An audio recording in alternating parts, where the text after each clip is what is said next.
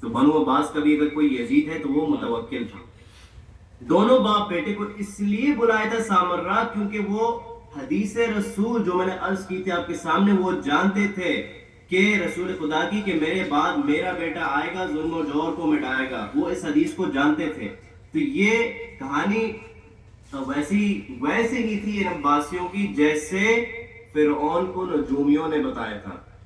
انہوں نے کیا بتایا تھا کہ تیری سلطنت میں ایک بچہ پیدا ہوگا، وہ تیرا تخت و تاج سب مٹا دے گا. اور قرآن کہتا ہے کہ پھر فرعون نے 70,000 بچے ذبح کروائے تاکہ موسیٰ علیہ السلام دنیا میں نہ آئے. قرآن میں لکھا ہے وَمَكَرُوا وَمَكَرُ اللَّهِ کہ انہوں نے سازش کی تھی اور ایک اللہ نے تدبیر کی تھی، اللہ نے بہترین ایک تدبیر کی تھی. وہ بھی سازش کرتے ہیں اور خدا کی بھی ایک تدبیر ہوتی ہے.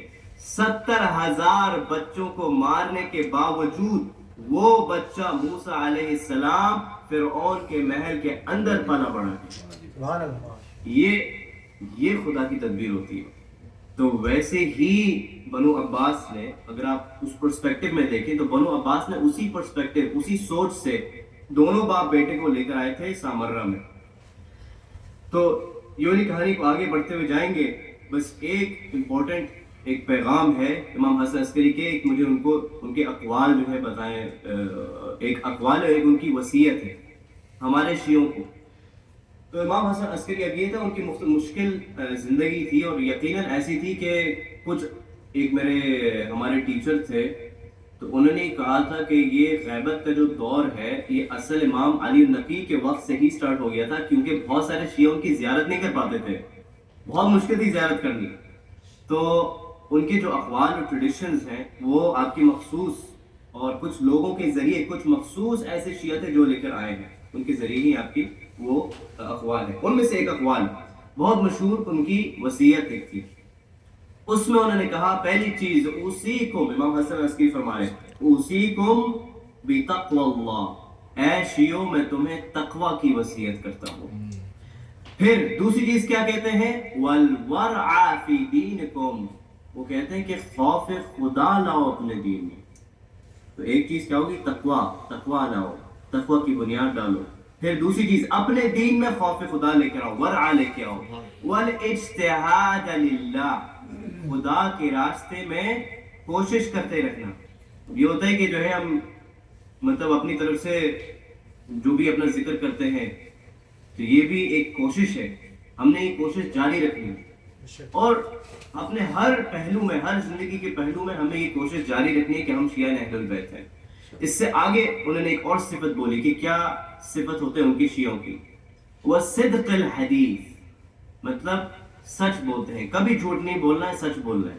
اہل البیت سچے لوگ تھے، ان کے پیروکاروں کو بھی سچا رہنا چاہیے. تو ہمارے شیعہ جو ہے جھوٹ نہیں بولتے اور جھوٹوں کو بھی پسند نہیں کرتے، سبحان اللہ، جھوٹوں پہ لعنت کرتے.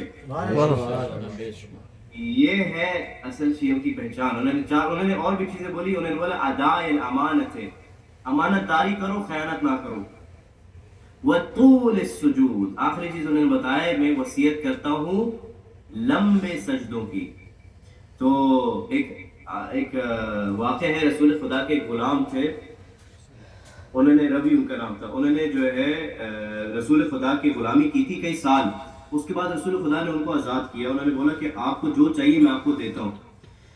تو انہوں نے پہلے کہا کہ جو ہے مجھے آپ سے کچھ نہیں چاہیے. تو رسول خدا نے کہا نہیں میں آپ کو دینا چاہتا ہوں، آپ مانگو. تو انہوں نے ایک رات کی مہلت مانگی. انہوں نے بولا میں کل صبح آپ کو بتاتا ہوں.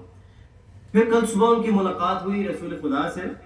تو رسول خدا نے پوچھا ہاں کیا بنا، کیا چاہیے آپ کو.